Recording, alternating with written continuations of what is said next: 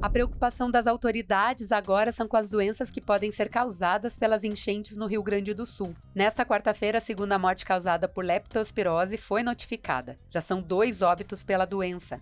Outros 23 seguem em investigação.